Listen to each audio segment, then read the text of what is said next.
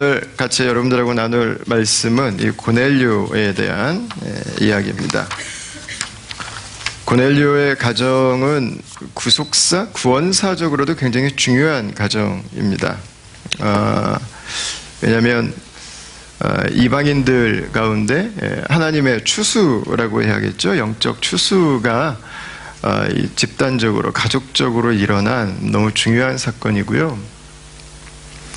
이 사도행전 오늘 우리가 읽은 10장만이 아니라 12장, 15장에 계속해서 이 고넬료 사건이 등장을 합니다.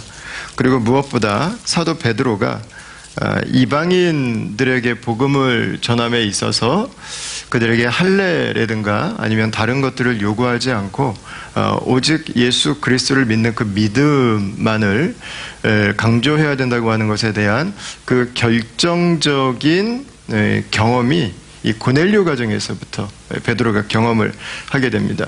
이게 아니었다면은요, 만약에 그 사도행전 15장에 나오는 사도회의에서 다른 결정이 내려졌다면은요, 우리도 힘들었어요.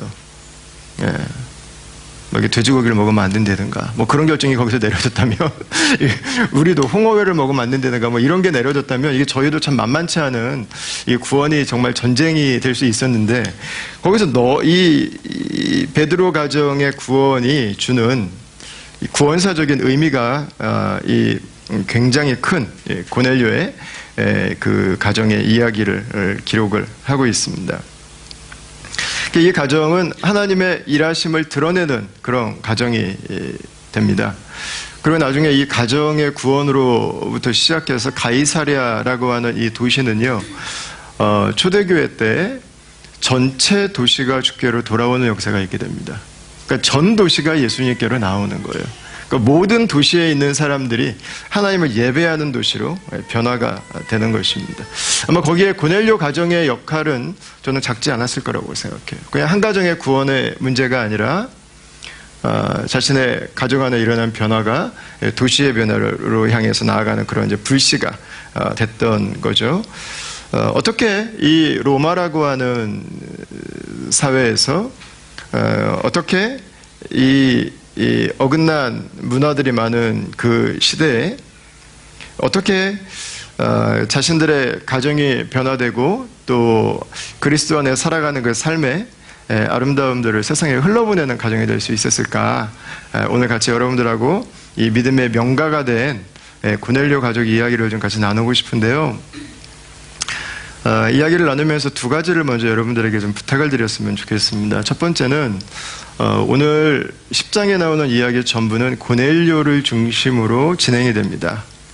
아빠가 나와요, 아빠. 저는 이거 자체가 굉장히 의미 있는 저는 메시지라고 생각을 해요. 그런데 저희 교회에는 아빠들만 계시지 않고 엄마들도 계시거든요. 그러니까 이건 녹음에다가 남편 들려줘야겠네. 뭐 이렇게 가시면 이게 힘들고요. 남편의 이야기지만 아버지의 이야기지만 우리 아내와 어머니로서도 같이 적용하면서 들으실 수 있었으면 좋겠고요. 또 내가 신앙 세대주라고 하신다면 개인적으로도 이 말씀을 이해하시면 좋을 것 같습니다. 그래서 이 말씀이 우리 가정을 세우기 위해서 또 남편을 세우기 위한 그런 말씀이 좀 될 수 있었으면 좋겠습니다.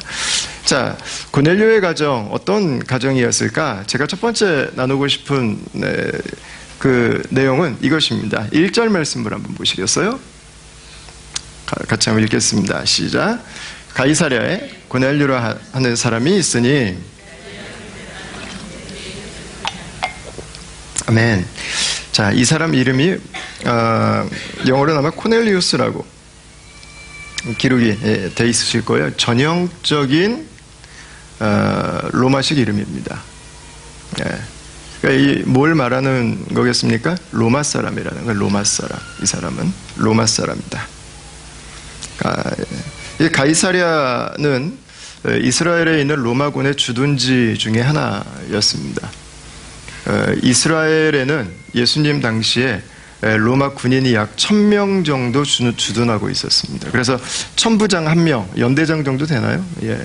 천부장 1명이 컨트롤할 수 있는 사이즈의 로마 군인이 그 지역을 관할, 감독하기 위해서 그 봉기가 일어나면 그걸 제압하고 이런 이제 기능들을 위해 존재하고 있었습니다. 이 코넬리우스라고 하는 사람은 그 전형적인 로마 사람으로 이 팔레스타인 지역의 치안과 국토 수호를 위해서 파송된 그런 군인이었던 것이죠. 거기다 이 가이사랴라고 하는 이 지역은 헤롯이 야심을 가지고 팔레스타인 안에 가장 헬라적인 도시를 만들겠다고 계획하고 만든 도시였습니다. 굉장히 많은 이방인들이 살고 있던 도시였기 때문에 유대교적이라기보다는 로마적이었던 도시의 문화적으로도. 그러니까 중간에 파견 나온 한 사람의 중간 장교 정도가 될 수 있겠죠. 100명 정도를 섬기니까 한 대위 정도 될 수 있을까요? 그러니까 로마의 라이프 스타일, 또 로마 사람들의 사고방식, 또 로마의 건축, 로마의 문화, 이 모든 것들이 압축되어 있는 그 가이사랴라고 하는 동네에 로마 사람이 파견 나와서 지금 근무를 하고 있는 것입니다. 자, 근데 2절이 조금 반전입니다. 2절 같이 한번 읽어보겠습니다. 시작. 그가 경건하여 온 집안과 더불어 하나님을 경외하며 백성을 많이 구제하고 하나님께 항상 기도하더니. 아멘. 여러분, 이 헬라적인 우상과 헬라적인 문화와 그 로마 사람들의 가치와 건축물로 가득 차 있는 도시에서 로마에서 파견돼서 나와 근무하고 있는 사람에 대한 첫 번째 설명이 뭐냐면 그가 경건하다고 하는 것입니다. 그가 경건한 사람이다. 이렇게 이야기를 하고 있습니다. 이게 좀 앞뒤가 안 맞는 설명입니다. 그는 유대교로 개종한 이방인이었습니다. 그래서 하나님을 두려워하는 자라고 이렇게 불렸던 그런 사람이었습니다. 그는 그 가이사랴라고 하는 압축된 미니어처 로마처럼 보이는 그 도시 안에서 하나님을 예배하는 사람으로 살았습니다. 근데 그는 자신만 살지 않고 어려운 자들을 돌볼 줄 아는 사람들이었습니다. 근데 오늘 본문을 이 2절 말씀을 보면 그는 자신만 그렇게 산 게 아니라 온 지방과 더불어서 그렇게 살았습니다. 여러분, 이 고넬료의 가정은 믿음의 가정이었어요. 믿음의 가정. 근데 이 가정이 믿음의 가정이 될 수 있었던 이유가 뭐냐? 아버지가 있었어요. 아버지. 믿음의 아버지. 하나님을 경외하는 믿음의 아버지. 그 아버지가 중심점이 된 것입니다. 이건 굉장히 성경적인 모습입니다. 이건 하나님께서 세우신 원리예요. 이 의식이 한국인들의 의식 속에는 좀 약간 부족한 부분이 있습니다. 그래서 법적인 세대주는 남편인데 신앙 세대주는 아내일 때가 참 많아요. 한국에서는 이게 정말 심했어요. 제가 한국에서 사역할 때 정말 놀랬던 것 중에 하나가 교구 담당하시는 목사님들 신방 카드를 읽어보면 법적 세대주는 다 남편인데 신앙 세대주는 반절 이상이 다 아내예요. 그러니까 쉽게 말하면 아내가 더 믿음이 좋은 거예요. 이게 왜 이럴까? 이게 참 이해가 안 됐어요. 제가 보니까 두 가지 이유가 있어요. 하나는 우리 한국 사람들이 영향을 받은 그 유교의 가치관의 이유고, 또 하나는 성경적인 세계관, 성경적인 가치관의 부재예요. 무슨 말이냐면 우리의 안에 기본적으로 내재되어 있는 가치관 중에 하나는 뭐냐면 가정과 가정생활과 사회생활을 분리시키는 거예요. 그래서 가정은 여자의 일이죠. 사회생활은 남자의 일이고. 근데 이 한국 기독교는 믿음을 가정의 이슈라고 생각했어요. 그러니까 믿음을 가정 안에 그냥 가둬놔 버린 거죠. 여러분, 믿음이 가정 안의 이슈입니까?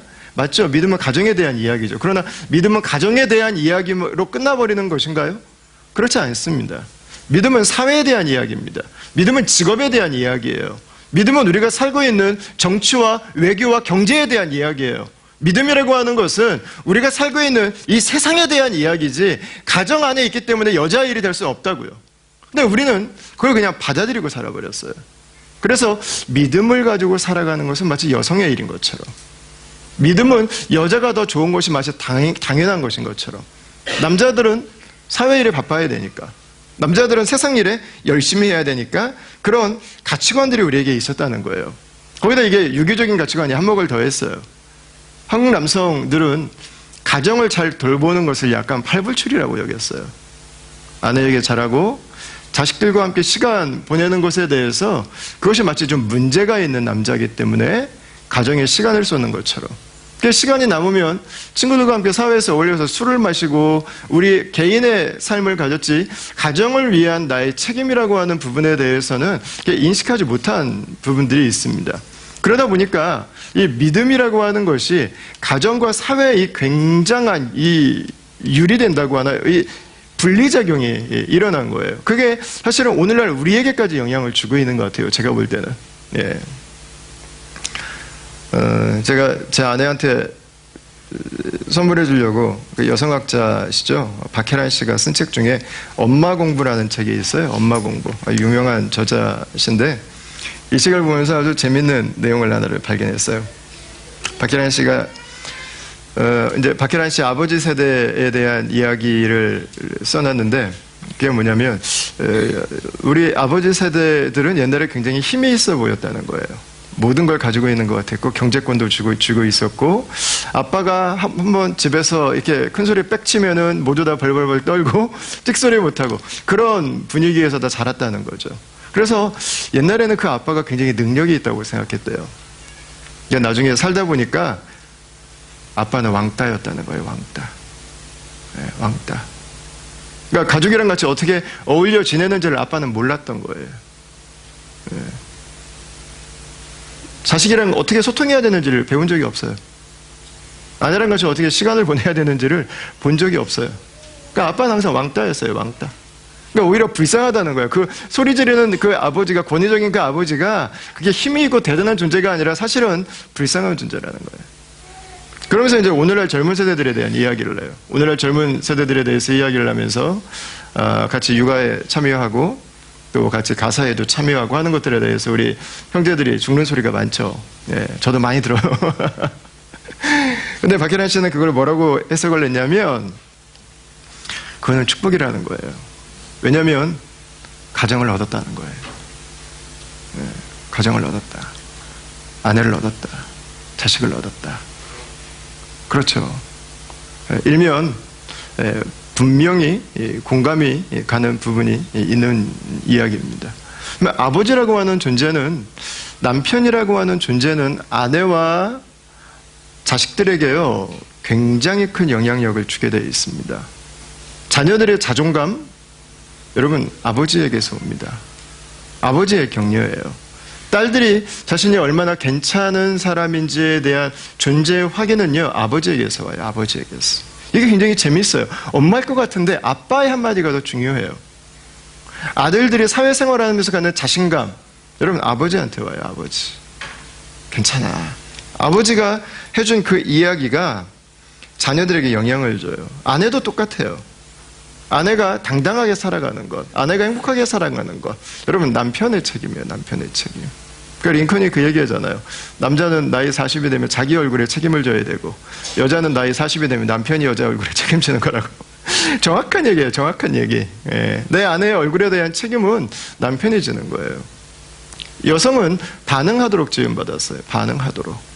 남편이 아내를 어떤 말과 어떤 표정과 어떤 모습으로 대해주느냐에 따라서 아내의 표정이 결정되는 거예요. 아내의 그 모습이 만들어지는 거예요. 여러분 보세요. 남편이 어두운 집은요 아내가 어두워요.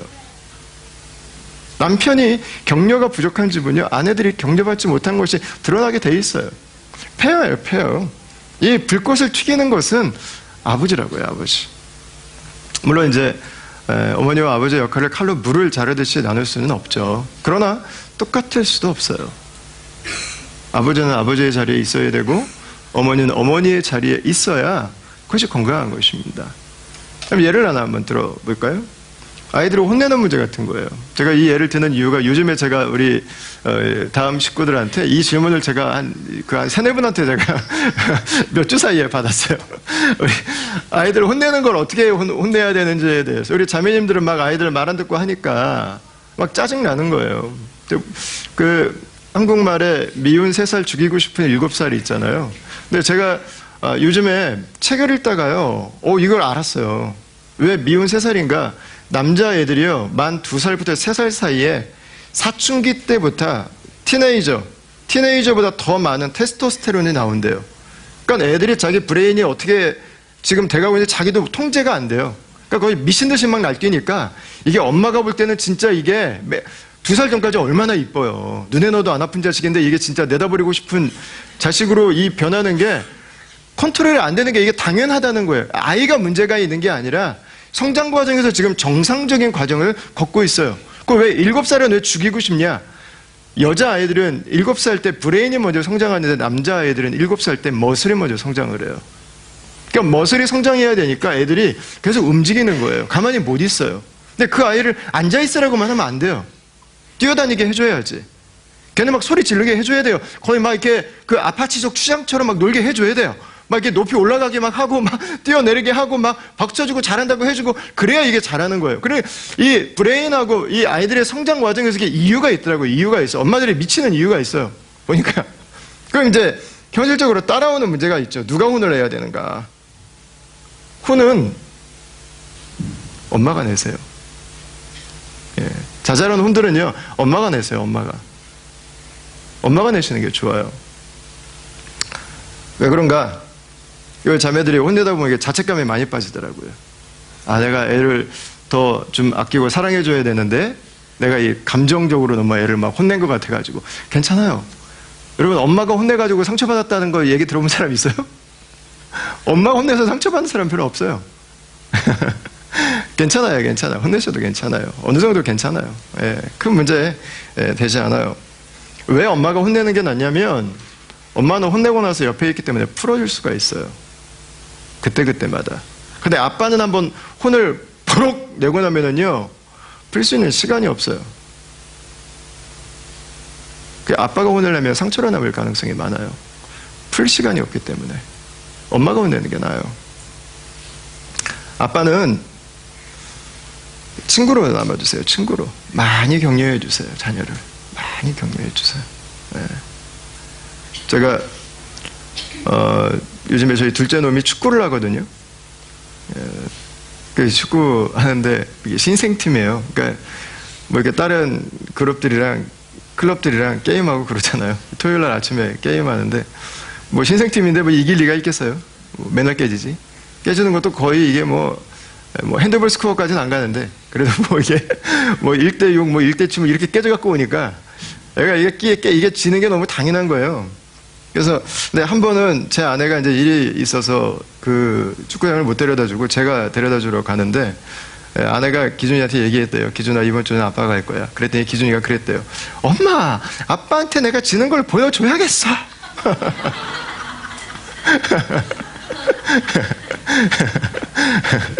여러분, 그게 아빠예요. 그게 아빠. 자녀들은 딸이든 아들이든 아버지의 격려를 필요로 해요. 인정을 받고 싶어요. 잘하고 있다고.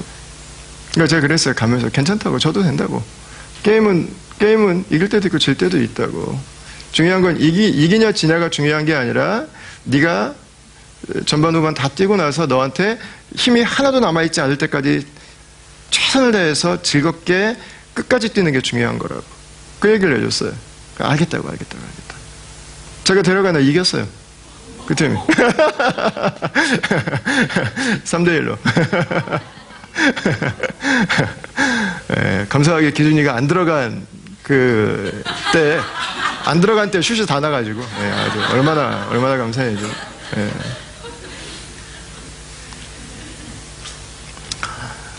아빠가 화를 자주 내는 것은 엄마에게도 좋지 않습니다.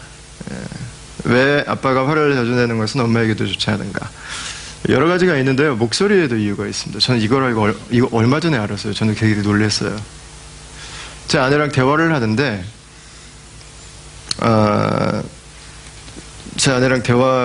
하는데,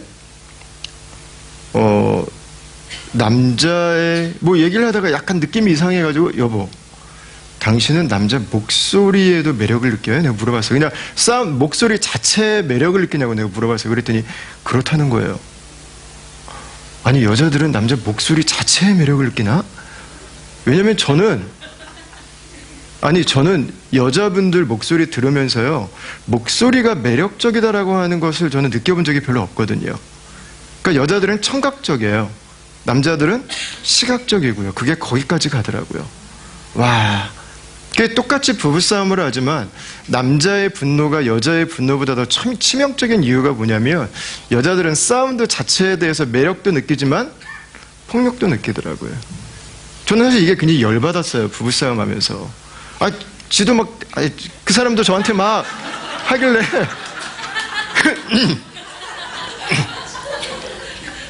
2부에 제 안에 들어오니까 말하지 마세요. 얘기하면 안 돼요?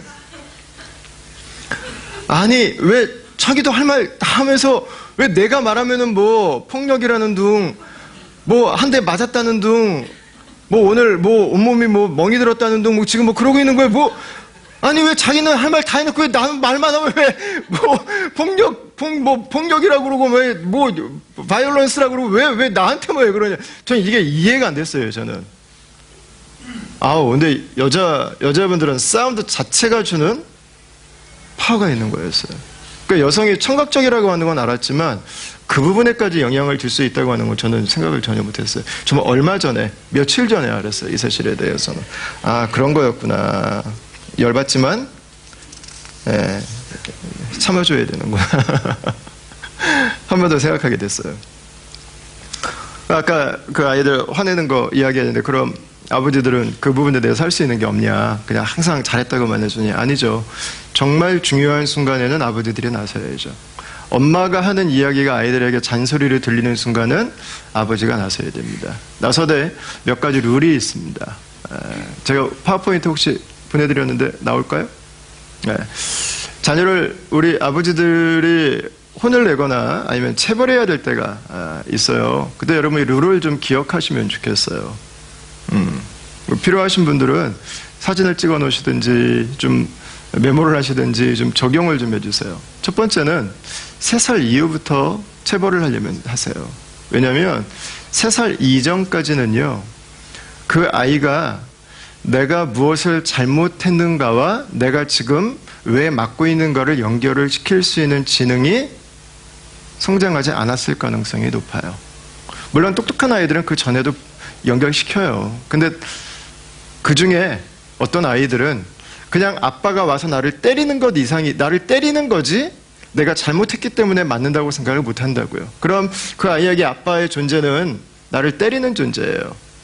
그리고 나는 아무 잘못도, 나는 이유도 모른 채 그냥 맞아야 되는 존재고, 그게 아이의 마음에 남게 돼 있어요. 두 번째는 아이를 체벌을 해야 된다면 이거는 비껴가서는 안 됩니다. 감정으로 체벌해서는 안 됩니다. 저는 이게 아버지가 할 수 있는 중요한 역할이라고 생각해요. 체벌을 하기 전에 몇 번 생각을 하셔야 돼요. 그리고 감정을 정리하실 수 있어야 돼요. 그리고 그 아이에게 정확하게 이야기해 주세요. 왜 내가 지금 너에게 체벌을 하려고 하는지에 대해서. 그 아이가 알고 있는지를 확인을 한번 해보세요. 너 지금 아빠가 이거 하면 세 번 미리 기회 주고 아빠가 체벌한다고 그랬지? 3번 했는데 약속을 지키지 않아서 아빠가 오늘은 체벌해야겠다. 이성으로 얘기하세요. 이성으로. 감정을 실지 마세요. 중요한 것은 내가 열받은 것을 아이에게 쏟아붓는 시간이 아니라 아이가 잘못된 행동을 하는 것을 교정하는 게 목적이기 때문에 체벌은 이성으로 접근하셔야 됩니다. 그리고 체벌을 하시면 확실하게 하세요. 장난처럼 하시지 말고. 그리고 체벌하고 나서가 중요합니다. 체벌하고 나서는 내가 너를 미워해서 때렸다거나 내가 너를 열받아서 때린 게 아니라 내가 너를 믿기 때문에, 앞으로 더 잘할 것에 대한 기대가 있기 때문에 체벌했다고 하는 것에 대해서 설명해 주세요.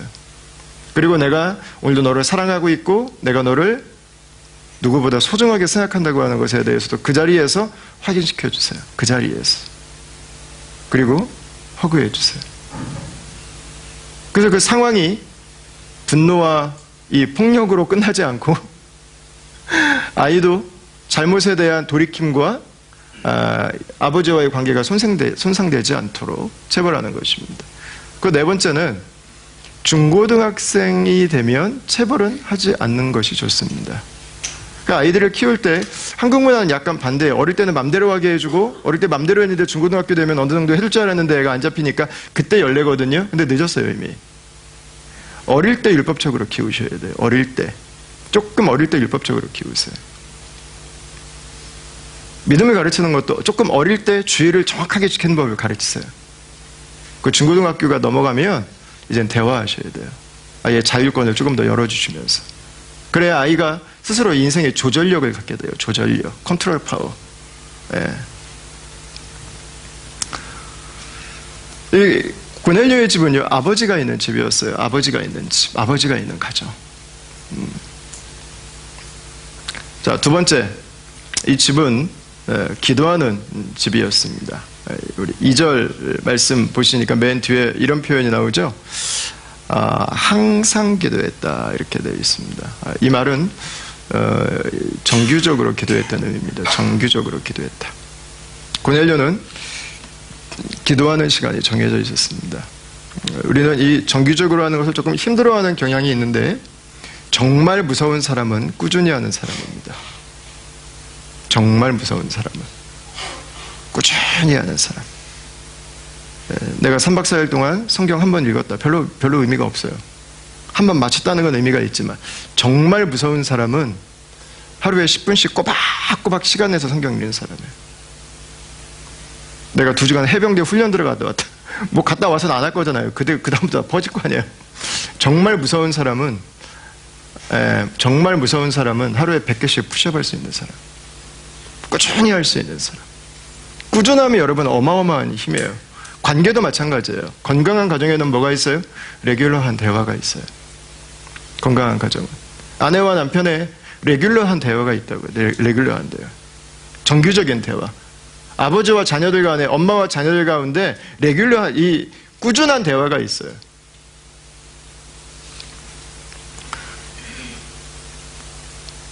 만약에 그 레귤레이션, 그 꾸준한, 그 규칙적인 대화가 상실돼 버렸다.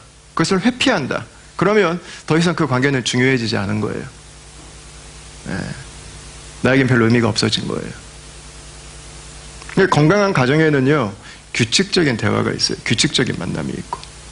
시간 될 때 만나지 않아요. 가족이 소중하기 때문에 그 시간은 반드시 내요. 그럼 이게 영적인 관계도 똑같아요. 이것 때문에 못해요. 저것 때문에 못해요. 다 핑계예요. 다 핑계. 못하지 않아요. 할 수 있어요. 정하면 돼요. 왜? 안 정하는 것뿐이에요. 왜 안 정합니까? 그거보다 중요한 게 많기 때문에. 못할 이유가 있는 게 아니에요. 무시하는 거지. 아내와 대화할 시간이 없다. 말이 되지 않아요. 다른 걸 정리해야죠. 하나님께 나와서 기도할 시간이 없다. 말이 되지 않아요. 다른 걸 정리해야죠. 그죠? 네. 여러분, 이 고넬료는요, 삶에 건강한 습관이 있었어요. 꾸준히 한다고 하는 거. 하나님과의 관계에 꾸준함을 가지고 있다고 하는 거. 가족과의 관계에 그 꾸준함을 가지고 있다고 하는 거. 이건 중요합니다. 여러분, 그 꾸준함의 자리를 여러분 지키세요. 그 자리를 양보하지 마세요. 다른 것들에게 여러분 내주지 마세요. 바쁘잖아요. 할 거 많잖아요. 그냥 여러분 그 중에서 어떤 유혹이 나에게 와도 아내와 함께 보내는 시간을 다른 것에다가 빼앗기지 마세요. 기도해야 되는 시간을 다른 것에 빼앗기지 마세요.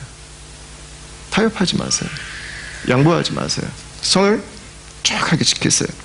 어쩌다 한번 뜨겁게 기도하는 사람과 꾸준히 기도하는 사람은요, 뒤로 가면 갈수록 어마어마한 차이가 나게 돼 있어요.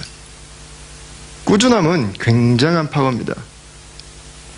30절을 한번 보시면, 고넬료가 이르되 내가 나흘 전 이맘때 내 집에서 제 9시 기도를 하는데 그랬습니다. 유대인들은 하루에 3번 기도했습니다. 3시, 6시, 9시입니다. 오늘날 시간으로 말하면 아침 9시, 난 12시, 오후 3시에 기도했습니다. 고넬료는요, 꾸준히 기도했어요. 꾸준히 기도했어요. 자기 기도하는 시간을 딱 정해놨어요. 왜? 하나님과 교제하는 시간 나에게 가장 중요하기 때문에. 정해놨어요. 네, 훈련이 필요하죠? 예, 저희에게도 이런 꾸준함의 훈련이 좀 필요한 것 같아요. 그죠? 예, 왜냐면 이게 가끔씩은 잘 되는데 꾸준하게 하는 것들은 잘 안 될 때가 많아요. 특히 꾸준한 기도는 훈련이 필요합니다. 2가지 이유예요. 첫 번째, 우리의 본성은 기도를 원하지 않는다는 거예요. 우리의 본성은 그냥 내가 생각한 대로 살아가고 싶어해요. 그죠? 내가 원하는 대로 살아가고 싶어 한다고요. 하나님을 거절하고 싶어해요. 그게 죄의 바이러스에 감염된 인간의 모습이에요. 두 번째는 꾸준한 걸 우리는 원하지 않기 때문에 그래요. 그래서 기도도 훈련해야 되고요. 꾸준하게 하는 것도 훈련해야 돼요. 자, 기도는 자기중심적인 삶의 패턴, 또 세상적인 사고구조를 하나님 중심으로 재편하기 위해서 모든 그리스도인들에게 필요한 것입니다. 맞습니까? 예, 몇 사람에게 필요한 것이 아니라 모든 그리스도인들에게 필요한 것입니다. 근데 이 기도하는 삶이 있다고 하는 것은요, 부부관계에도 영향을 미치게 되어 있습니다. 베드로전서 3장 7절을 한번 보시죠. 같이 한번 읽겠습니다. 시작.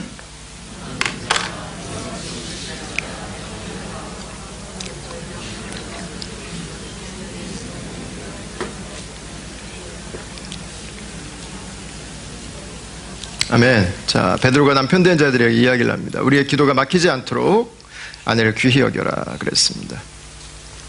저는 이 말씀의 의미가 두 가지라고 생각해요. 첫 번째는 아내와 함께 살아갈 때 지식을 따라 아내와 동거하라고 그랬습니다. 무슨 말이냐면 아내를 좀 배우라는 거예요. 아내를 좀 배워라. 아내가 왜 이렇게 말을 하는지 그 속 뜻을 파악하는 법을 좀 배우라는 거예요. 내가 이렇게 말하면 아내가 어떻게 느낄지를 좀 배우라는 거예요.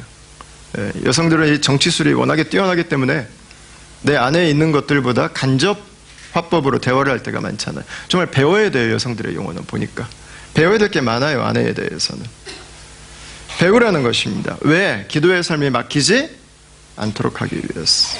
그래야 기도할 수 있기 때문에 그렇게 하라는 거예요. 아내가 어떤 대화를 원하는지, 아내가 어떤 필요가 있는지, 아내를 배워가고 아내를 알아갈 때, 아내를 구체적으로 존중하며 살 때 우리가 기도할 수 있다는 것입니다. 여러분, 왜 기도가 막혀요? 왜 기도가 안 돼요? 그 이유 중에 하나는 분명히 부부관계에 있어요. 이유 중에 하나는 가정이 건강하지 않은데 기도하기 쉽지 않아요. 저도 마찬가지죠. 여러분, 영적인 것은요, 인간관계에 영향을 받아요. 안 받을 수가 없어요. 영적인 건강을 위하면 관계의 건강을 중요하게 생각할 수 있어야 돼요. 저도 제가 아내와 부부싸움 대판하고 설교할 수 있겠어요? 불가능해요. 불가능해. 할 수 없는 일이에요. 여러분, 우리 영적인 삶의 건강함은요, 부부관계의 건강함에 직격탄을 받게 되어 있습니다. 우리 순정 순모님들은 잘 이해하시죠? 순모임 오늘 저녁인데 부부싸움 대판하고 순모임 하는 거 쉽지 않아요. 그 순정 순모는 누가 할 수 있어요? 부부관계가 건강한 사람이 할 수 있어요. 반대도 돼요.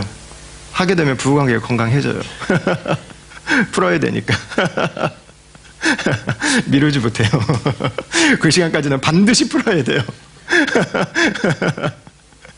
설교하러 올라오기 전에 문자라도 보내야 돼요. 여보 미안해하고. 여보 용서해줘.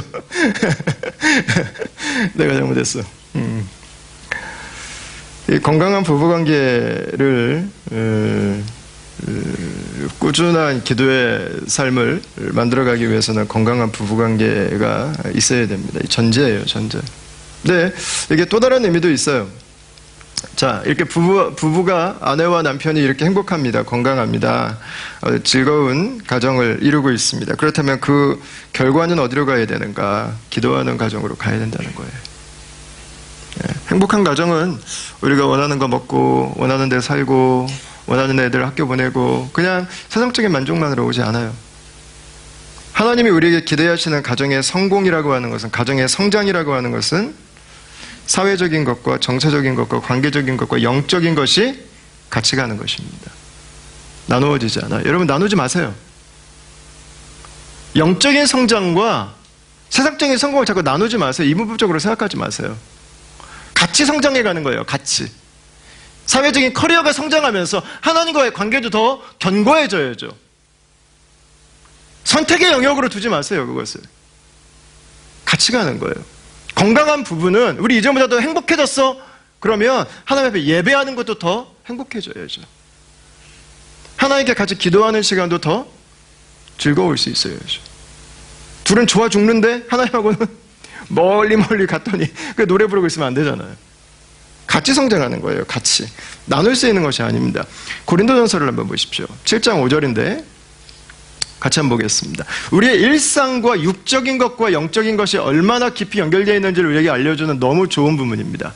7장 5절 같이 한번 읽어보겠습니다. 서로 분방하지 말라. 다만 기도할 틈을 얻기 위하여 합의상 얼마 동안은 하되 다시 합하라, 이렇게 말씀합니다. 이 본문은 여러분 잘 아시는 것처럼 부부의 성생활에 대한 이야기를 하는 중간에 나와 있는 본문입니다.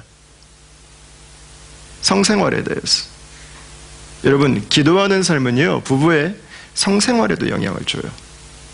하나님과의 친밀함은요, 아내를 향한 친밀함에 영향을 주게 돼 있어요. 아내와 경험하는 친밀함은요, 하나님과의 친밀함을 향한 추진력이 될 수 있다고요. 나눠져 있지 않습니다.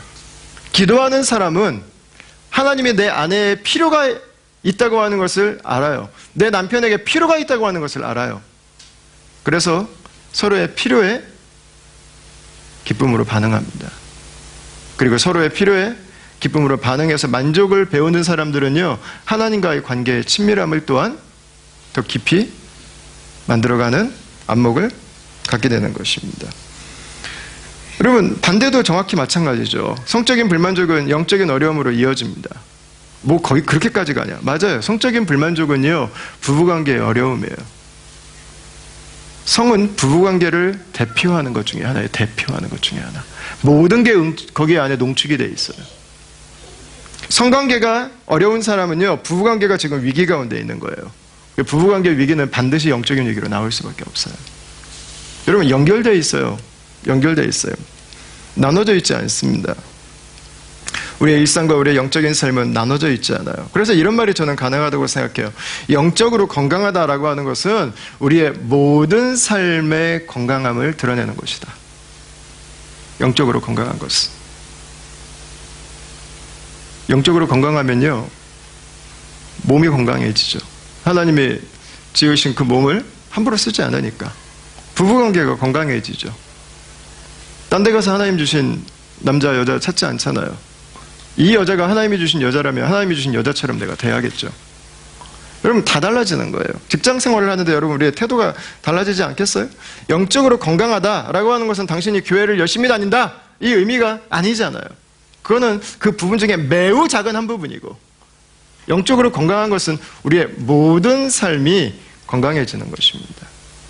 그래서 이 고넬료의 모습은 그걸 잘 보여줘요. 22절 말씀을 한번 보십시오. 사도행전 10장 22절입니다. 같이 한번 읽어보겠습니다. 시작. 그들이 대답하되 백부장 고넬료는 의인이요.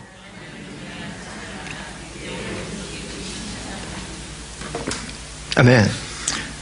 여러분, 믿음으로 살았던 고넬료에 대해서 나오는 표현이 뭐냐면 의인이라고 하는 것입니다. righteousness. 여기서 말하는 righteousness는요, 예수 그리스도의 보혈로 내가 속죄함 가운데서 의롭게 됐다고 하는 것을 말하는 단어가 아니에요. 왜냐하면 고넬료는 아직 예수를 만나지 않았어요.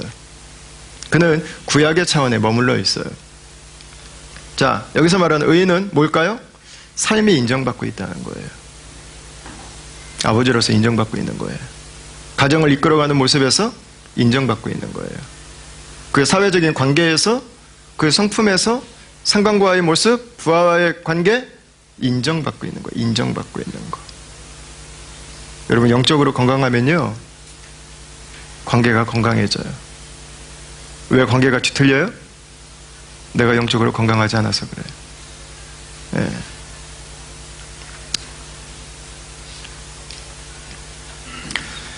자, 여러분, 이 고넬료의 모습이 어디까지 변화가 됩니까? 10장 25절 말씀을 한번 보십시오. 10장 25절. 같이 한번 읽어보겠습니다. 시작. 마침 베드로가 들어올 때 고넬료가 맞아 발 앞에 엎드려 절하니. 아멘. 여러분, 저는 이 말씀은요, 사회적으로 본다면 사실 굉장히 놀라운 문장 중에 하나예요. 사회적으로 본다면 고넬료가 엎드릴 이유가 전혀 없습니다. 말이 되지 않는 표현입니다. 어떻게 로마의 최고의 자존심이라고 할 수 있는 그 군대의 장교가, 그것도 유대 촌에서 자란 평범한 그 한 사람에게 무릎을 꿇을 수 있겠습니까? 이거는요, 사회적으로는 납득되지 않는 표현입니다. 근데 고넬료는 그의 삶에 굉장히 중요한 무엇인가 하나의 포인트가 있었습니다. 여러분, 고넬료가 이렇게 베드로 앞에 엎드린 이유가 뭐였을까요? 오늘 우리가 읽진 않았지만 사도행전 10장 30절에서 33절을 한번 보십시오. 고넬료가 기도할 때 나오는 그 표현 중에 한 내용이 나오는데, 그는 기도할 때 하나님의 인도하심을 듣습니다. 이 요빠에 베드로가 있는데 사람을 보내서 그를 데리고 오라고 하는 것입니다. 근데 이 고넬료는 그 이야기를 듣자마자 즉시 그것을 실행합니다. 그리고 베드로가 왔어요. 근데 베드로에게 말을 합니다.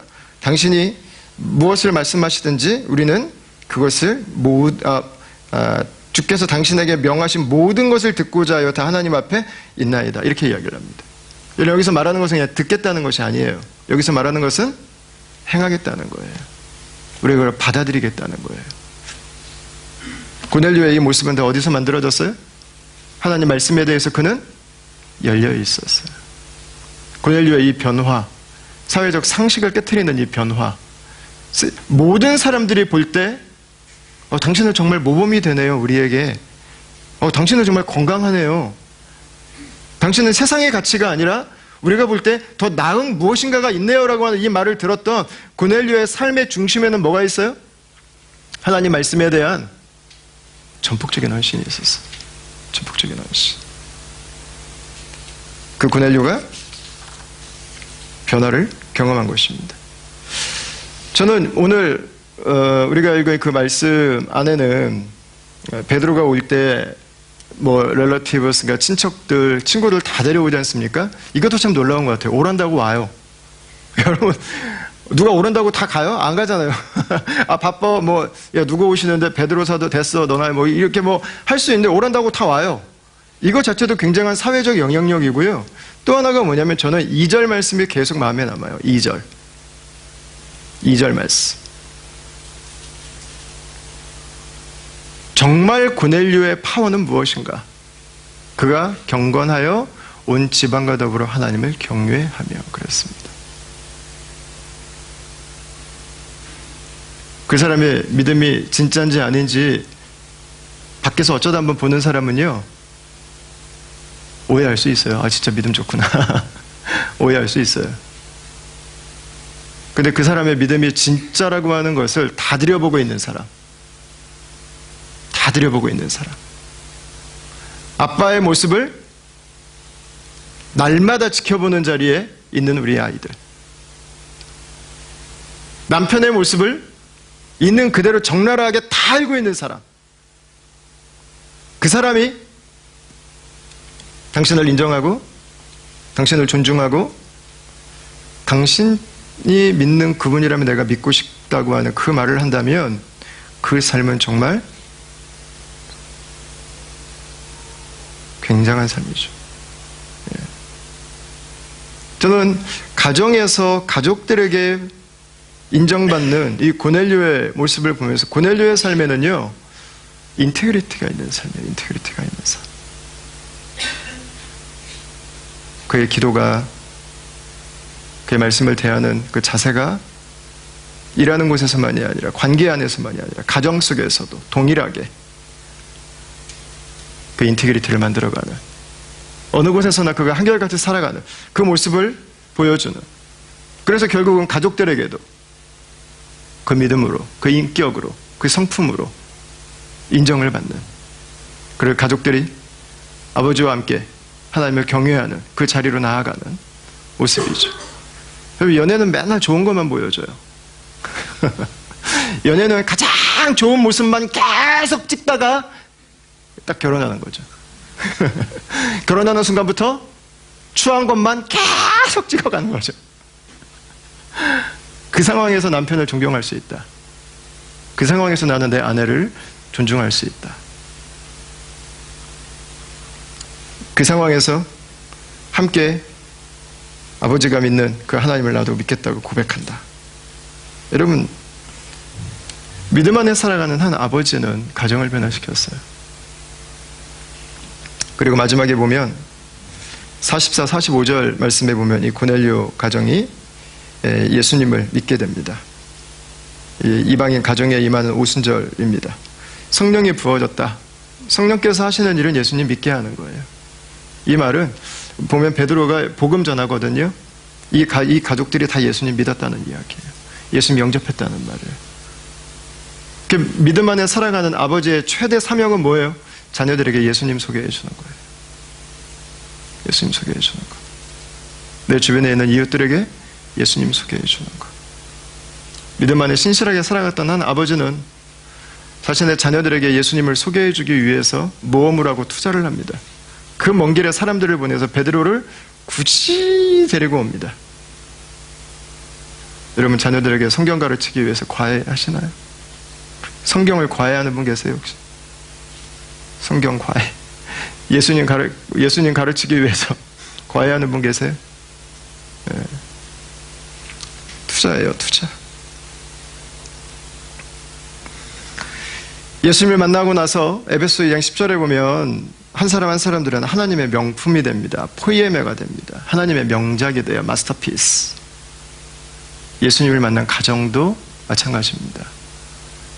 뻔한 가정, 그저 그런 가정, 예수님 안에 그런 가정은 없어요. 포이에마가 돼요. 명가가 돼요. 명가. 예수님을 따르는 삶은 세상과 똑같지 않습니다. 전혀 다른 삶이 됩니다. 여러분, 저는 이 고넬료의 가정의 모습이 저 여러분의 가정에 대한 그 소망이 될 수 있기를 축원합니다.